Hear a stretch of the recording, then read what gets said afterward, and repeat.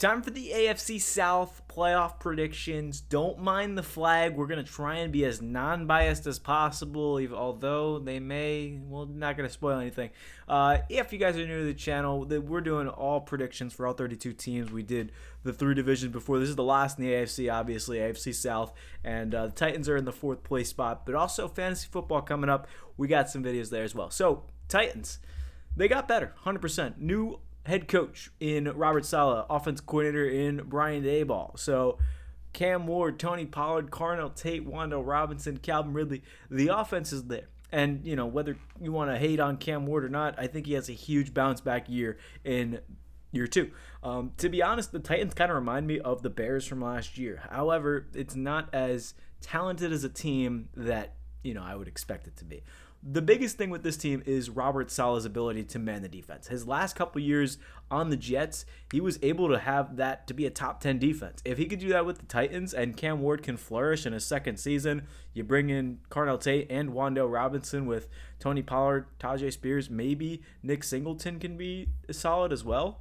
That's the only real unknown is, can the offense be a 20 point per game?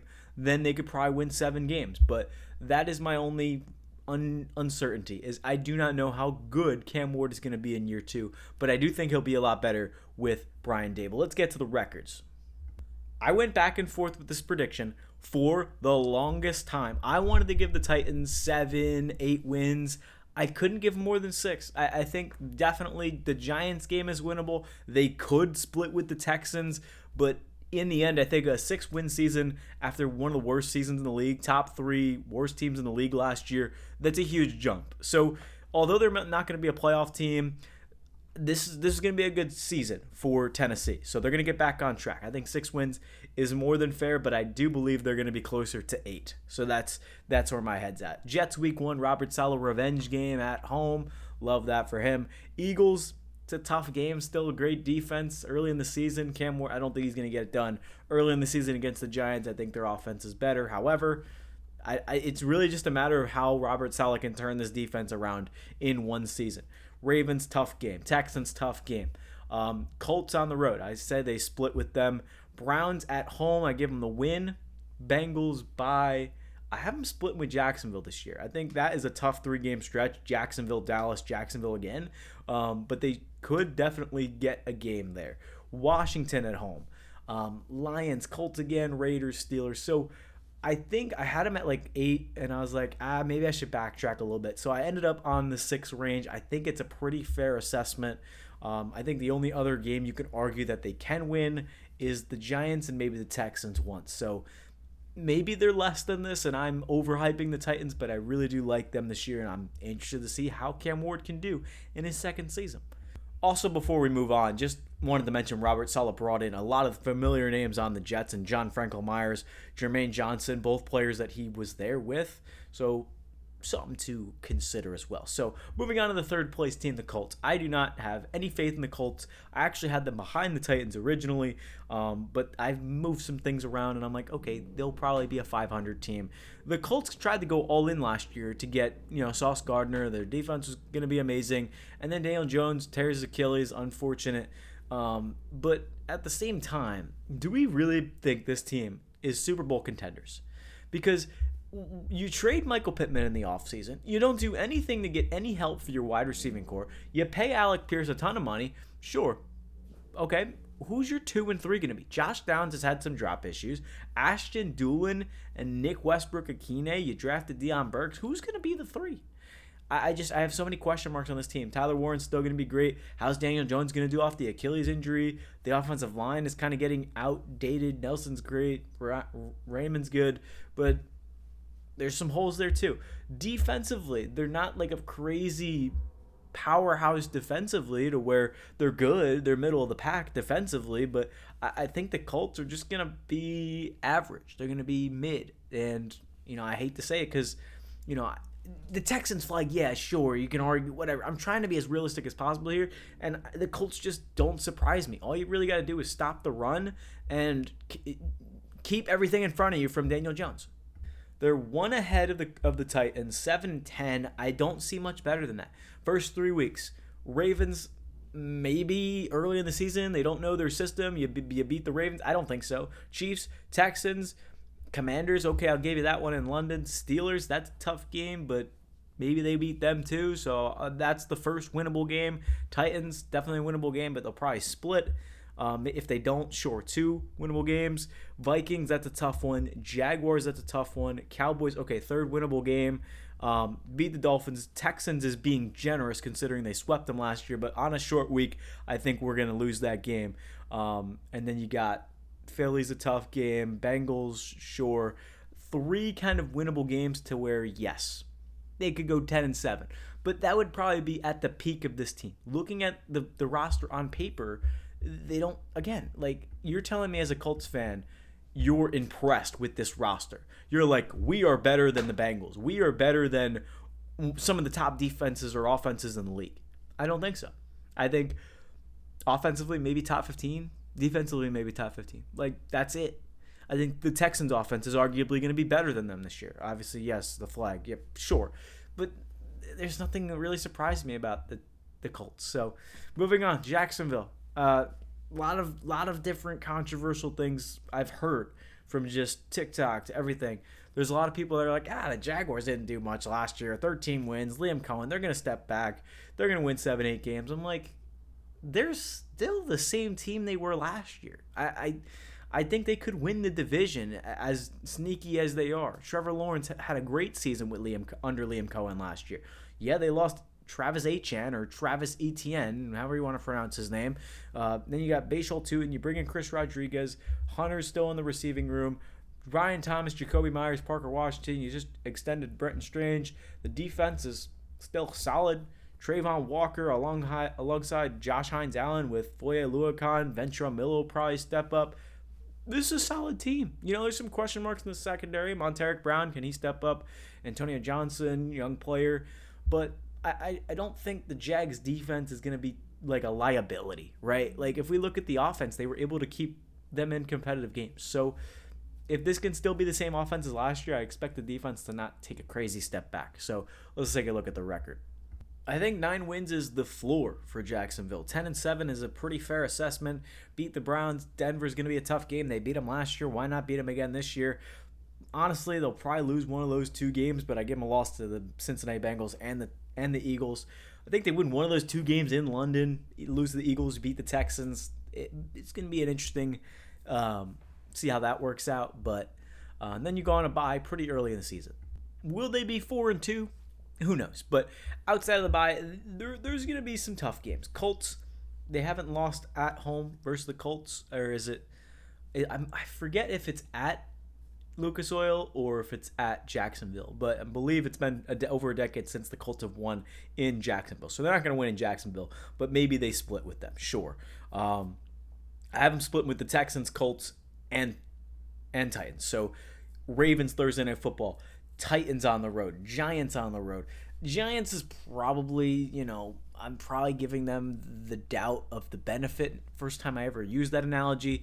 But on the road, I don't know. They could easily beat the Giants. I don't think I think it's a bad take on my eyes. I've looked at the schedule so many different times. It's been when you're doing 32 different teams, 182 different games, it gets exhausting. 272, however many games there are. Anyway, Titans, they split. Bears, I'll give them a tough win. Steelers, another tough win. Houston, they'll split. Dallas, a win. Washington, a win. I think the early wins against the Giants and Titans, they could sweep the Titans, but I feel like giving them a win against the Bears at Soldier Field kind of makes up for the Giants' loss if it were to happen. I don't know if it does, but okay, maybe they beat the Giants, lose to the Bears. However you want to flip-flop it, sure. 10 wins is kind of Jaguars win 10. And they can win more. Honestly, I think this is a low floor for Jacksonville. 9 wins, they're not going to win 13 games like they did last year, but 10, 11 I think is very doable. And then you go to Houston, right? Let me fix the screen for everybody to see. Okay, Houston's going to be a lot better. Let me just explain why. Yes, I'm a fan, but let me take a drink of water first. All right, listen.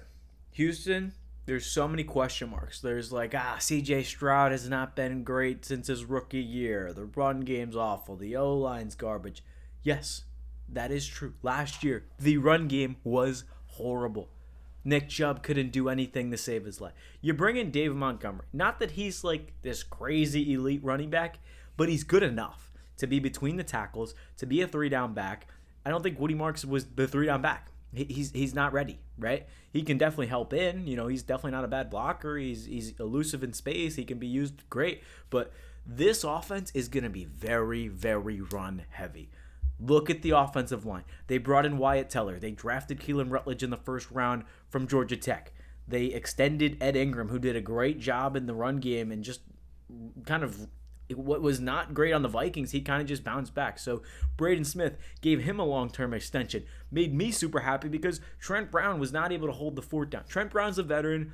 He can coach up these guys. Popovich has done a great job, the O-line coach.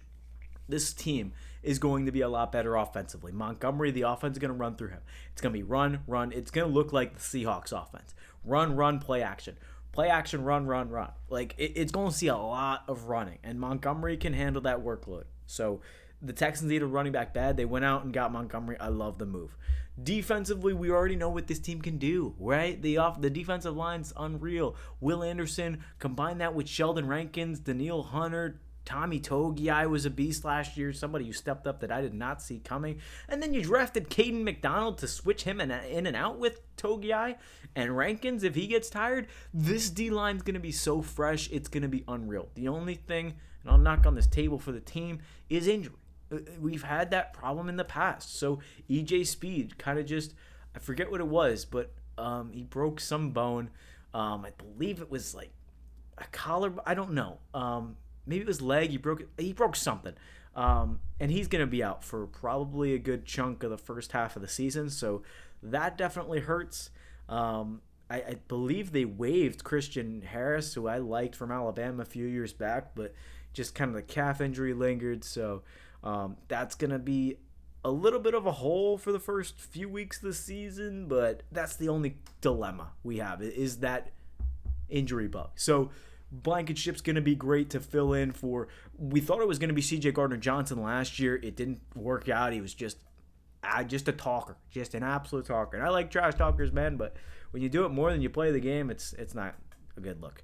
Kamari Lassiter alongside Derek Stingley, Jalen Petrie in the nickel. Kalen Bullock's been great. I mean, realistically, the only hole is linebacker now that Speed got hurt. So what are you going to do? Texans, let's look at the record real fast. This is a team that, like I said, it's going to be really good. So looking at Houston, that's the Browns. Hang on.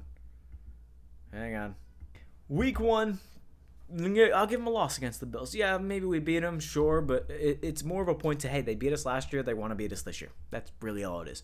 Bengals, Colts, pretty easy. Cowboys, this team loses some really weird, interesting games, so we shouldn't lose to Dallas, but we probably will. I say we, yeah, look at the background. Okay, Titans, I debated giving them a loss here, but if they're going to lose to the Jags in London, let's just say they have an interesting first half start. I didn't even mention Nick Caley, by the way, the offense coordinator in his second year. I wanted him to get fired just based on what he did this season, but he's going to bounce back. His second year in a new offense is fine. Now that it's the second year in this, they're going to dial it in. Giants, Chargers, Browns, Colts, Ravens, Steelers, Commanders. This is really not a crazy hard schedule. Towards the end, you get the Eagles. I gave them a loss to the Packers. I don't think they lose to the Packers. I really think this is being generous for the Texans. 11-6. I don't see much worse than that. Okay, maybe you lose to the Chargers, 10 wins. Like maybe you split with the Titans, 9-8. I doubt that the Texans go 9-8. I have at least 10 wins with a ceiling of 12 to 13 wins, and they could easily be in contention for the first place spot in the AFC. Yeah, I say that as a fan, but looking at this offense, if they do what they're supposed to do and do not turn the ball over and have sustained drive touchdowns, and the defense can do the job and have turnovers like they did last year, the team will be unstoppable. It will be a Super Bowl contender, no doubt. So I know I went a little bit crazy for my team, but again, it's my favorite team. So you can understand. Okay, Texans win the division. It's going to be close between them and Jacksonville. Colts third. I wanted to put them fourth pretty badly because I want the Titans to bounce. Well, it's not that I want the Titans to bounce back. I hate everybody. I'm more of an NFL fan, okay? Let's put it that way. Colts 7-10, Titans 6-11. It's going to be a fun season, but Let me know what you think in the comments. AFC has been concluded. If you want me to do a playoff kind of predictions, I'll give you a little sneak peek. But, I mean, go ahead and check out the other divisions if you want to look at your favorite team and how I broke down that schedule. NFC will be next. We'll see you there. Thanks for listening, and we'll catch you in the next one.